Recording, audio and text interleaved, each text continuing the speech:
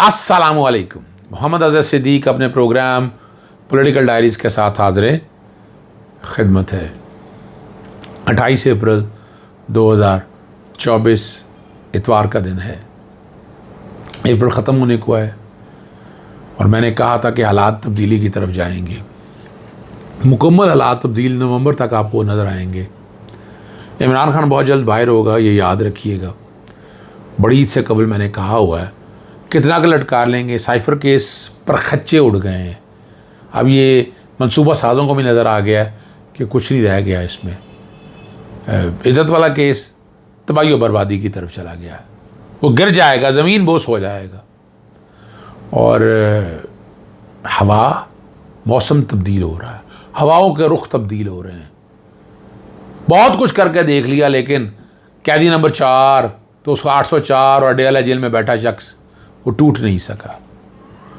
ये मेरा ख्याल है पाकिस्तानी तारीख में पहली दफ़ा ऐसा हुआ है जब से पाकिस्तान आज़ाद हुआ है। 4 और 3 7 और 77 साल 77 ईयर्स में पहली दफ़ा कि एक आदमी इसको बड़ा तोड़ने की कोशिश की और अवाम खड़ी होगी उसके साथ। इतना तशद्दुद, इतनी फसाइयत, क्या कुछ नहीं किया ख़वातीन के साथ, लेकिन टूट नहीं रहा। और जो लोग बैठे हैं वो भी सोच रहे हैं कि सिस्टम कैसे ठीक होगा। सिस्टम चल नहीं सकता ऐसा। वो जो लफ्ज़ है ना, जो आरिफ हबीब ने कराची में बैठकर कहे, वो समझ एक सिर्फ आते हैं। अभी पहले आपको जस्टिस का सईद मंसूर अली शाह के हवाले से जो उन्होंने बातें की हैं, उसके बाद उन्होंने अब वो एक चार्ज शीट है, सारा कुछ कह गए हैं इस सिस्टम के बारे में। जो हम इल्ज़ाम लगा रहे थे ना, जैसे साकिब निसार जज, और हम नहीं वो लोग, जस्टिस उमरता बिन दयाल, जस्टिस शेख अजमत सईद, जस्टिस सरदार आसफ सईद खोसा, वो ज़मीन बोस हो गए। अब भी क्या है, अब भी वही है, सारा कुछ जो निज़ाम है। और क्या है, आज नवाज शरीफ बरी हो गया सारे केसों में। हुदैबिया 1 के केस में अंदर भी, हुदैबिया 2 में भी, ये एवन फील्ड, अल अजीज़िया, कहाँ के केस ज़मीन बोस हो गए हैं ये सारा कुछ। को नज़र आ रहा है आपको केस कहीं? आप यहाँ से अंदाज़ा लगा लें। और जुडिशल सिस्टम को बेहतर बनाने के लिए सुप्रीम कोर्ट के जस्टिस सईद मंसूर शाह ने क्या तजावीज़ दी? AI, artificial intelligence, smart technology का इस्तेमाल, जजेस की तब्दीली के तैनाती के तरीक़ाकार में तब्दीली, सिफारशात की बजाय मेरिट पर जजेस की तैनाती। ये बड़ी बात है।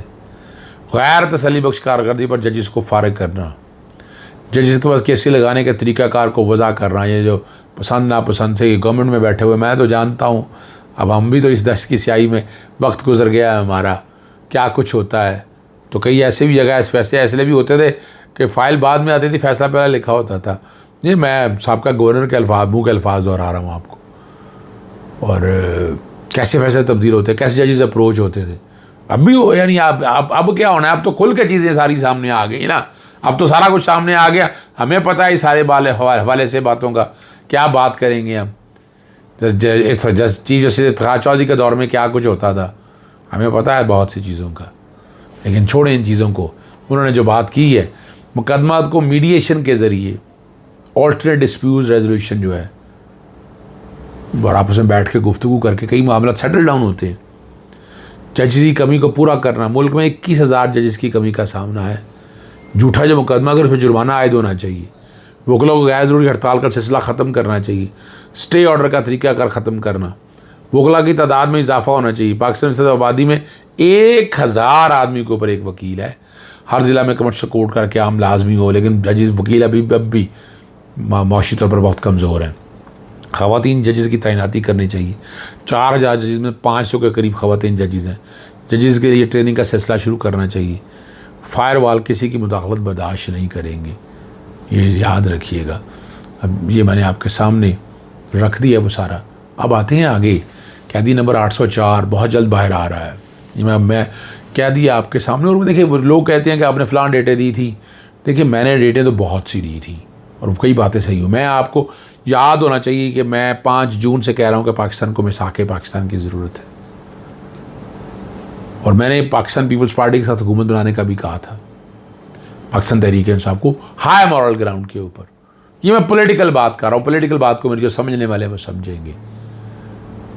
और नवाज शरीफ नहीं पाकिस्तान आएगा, ये मैंने कहा था, मैंने माजरत भी की थी, पर मैंने कहा था डील के साथ आएगा और फिर वज़ीर आज़म नहीं बनेगा, वो भी आपके सामने।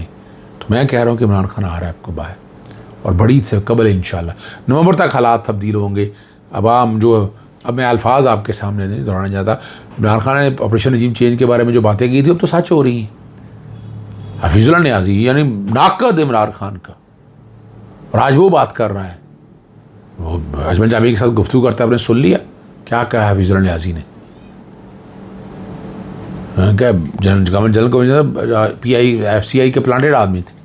अब ये अल्फाज कहे हैं, इसको जस्टिफाई वही करेंगे, लेकिन ऑपरेशन रजीम चेंज उनकी ज़ात के हवाले से, उनके एतक़ाद के हवाले से बहुत से सवाल उठते रहे। और जनरल कमिश्नर जावेद बाजवा के दौर में सिस्टम तो ख़राब हुआ है, ये मानना पड़ेगा आपको।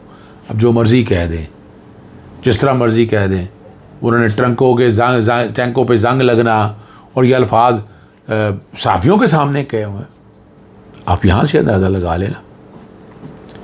और ये छोटी बात तो नहीं है, बड़ी बात है।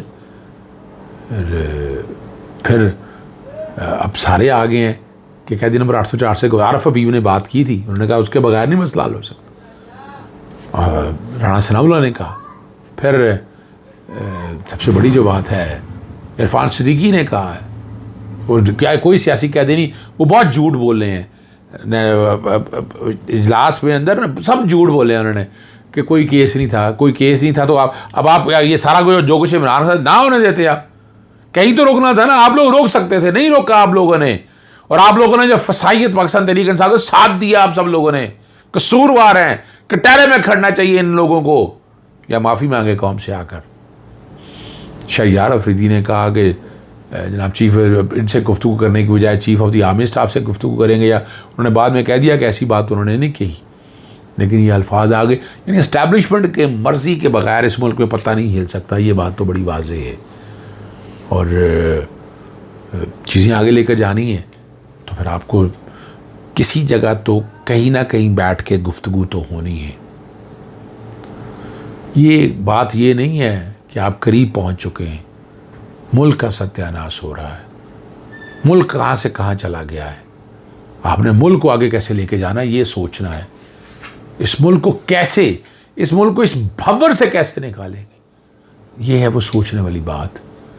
ये है वो निज़ाम जिसके लिए लड़ाई लड़ी जा रही है। करप्शन रुक गई इस मुल्क में, लाकानूनियत रुक गई इसमें, मुदाखलत रुक गई इस मुल्क में, कंप्रोमाइज़ रुक गए इस मुल्क में, सियासी जमातें एक दूसरे लड़ रही हैं।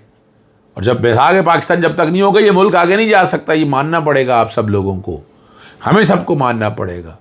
इसलिए हमें चीज़ों को उसी एंगल से, उसी पर्सपेक्ट से आगे लेकर जाना है। कैदी नंबर 804 से गुफ्तगू किए बगैर मसाइल नहीं हल होंगे। उनका ख्याल था मुल्क छोड़ जाएगा। उनकी बीवी बुशरा बेगम के ऊपर बीबी के ऊपर क्या तशद्दुद किया गया, क्या जुल्म किया गया, पीछे नहीं हटी वो।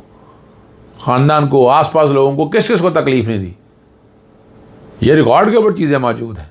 पूरा जोर लगा लिया, वहाँ बैठे यार ने पूरी कोशिश की, लेकिन यह निज़ाम आपके सामने है, आपके सामने है ये मसाइल, आपके सामने है हर चीज़ देखिए, आपको अंदाज़ा होगा कि क्या है ये, और ये मुल्क किस डगर पे चल रहा है।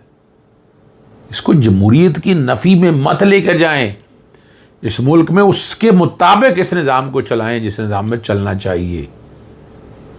ठीक है ना जी।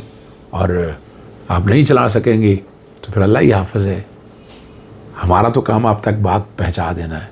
सियासी जमातों को इकट्ठा होना चाहिए, कम से कम सियासी डायलॉग, सियासी गुफ्तगू शुरू तो होनी चाहिए। कमेटी बने आई पावर, और ये सियासी कमेटी बनी, ये गुफ्तगू बहुत पहले होनी चाहिए थी। ये तो जो बाहर क़यादत बैठी थी इनका काम था, और हमने कहा ऐसे लोगों को इमरान खान से मिलने नहीं दिया जा रहा था। और इमरान खान साहब बाहर होते तो हालात और होते। वो विजनरी लीडर है, वो चीज़ों को समझता है। तो याद रखिएगा, इमरान खान भी बाहर आ रहा है, पाकिस्तान तहरीक इंसाफ भी मैदान में होगी। अगला क्या तय होगा, इलेक्शन में फॉर्म 45 पे क्या होगा, क्या इलेक्शन वक्त से पहले होंगे, बहुत सी खुशखबरियाँ अब तक। अभी उतनी हज़म करें जितनी हम सह सकते हैं या बात कर सकते हैं, और चीज़ें अब आगे जाएंगी। ठहर नहीं सकता, ये मुल्क ऐसे नहीं चल सकता, याद रखिएगा। इस मुल्क को आगे बढ़ना है। इजाज़त चाहता हूँ। अस्सलाम वालेकुम, अल्लाह हाफ़िज़। पाकिस्तान जिंदाबाद।